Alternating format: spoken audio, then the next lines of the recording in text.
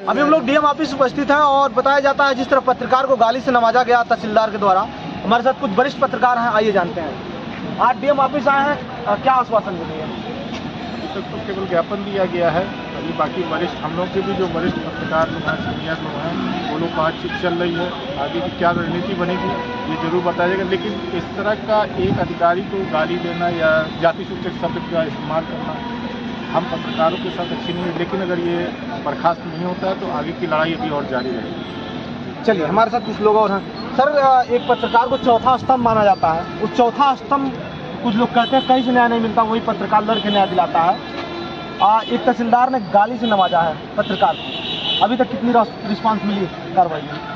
देखिए, जिस दिन रात की घटना है उसके दूसरे दिन आपको बता दे रहे हैं, उसके दूसरे दिन एक डेलीगेशन जो जर्नलिस्ट था वो आया था यहाँ पर, डीएम से मिला था। उस दिन इत्तेफाक से डीएम साहब मौजूद नहीं थे, बाकी एसडीएम और सिटी मजिस्ट्रेट और एडीएम वगैरह सब लोग मौजूद थे। उनको उन्होंने सूचना दी और उनको जो ऑडियो था क्लिप उसको सुनाया गया और उसको बाद उसको उन्होंने डीएम साहब ने संज्ञान लिया और संज्ञान लेने के बाद रात में उनको वेटिंग लिस्ट में डाल दिया और कंपेयरगंज के जो तहसीलदार हैं उनको गोरखपुर सदर का चार्ज दे दिया। अभी वो डुअल चार्ज में है।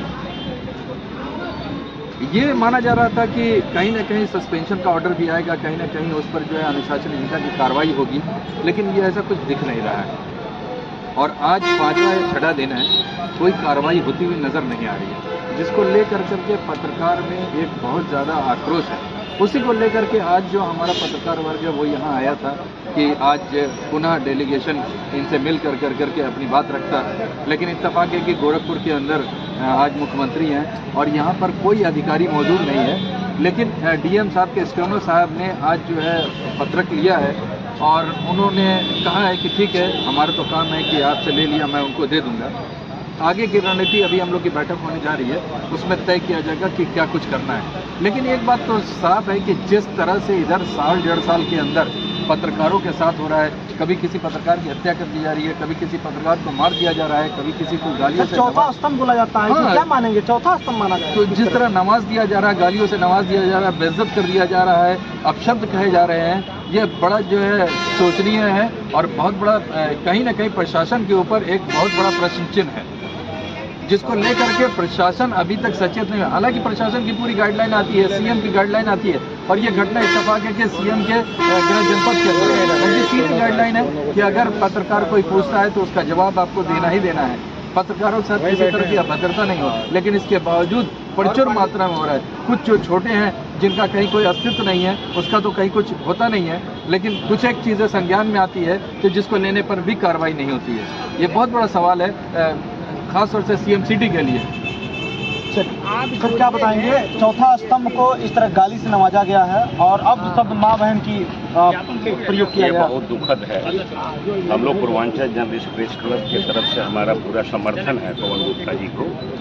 हम लोगों ने लड़ाई वहाँ चौरी चौरा से क्रांतिकारी धरती से शुरू कर दिया है और मैं मानता हूँ कि जब तक पवन गुप्ता को न्याय नहीं मिल जाता है तब तक हम लोगों की लड़ाई जारी रहेगी। आखिर एफआईआर करने में क्यों इतना अधिकारी के साथ? ये तो मैं तो यहाँ के प्रदेश के एसएससी मुख्यमंत्री जी से मैं मांग करता हूँ कि ऐसे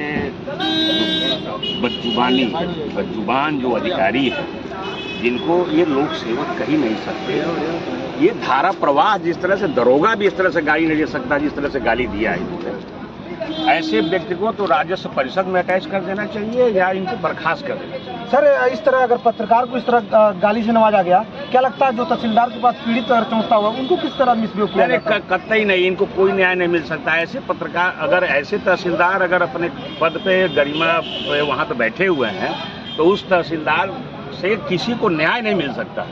इस तरह से धारा प्रवाह किसी पत्रकार को गाली दे। पत्रकार लोकतंत्र का चौथा स्तंभ है।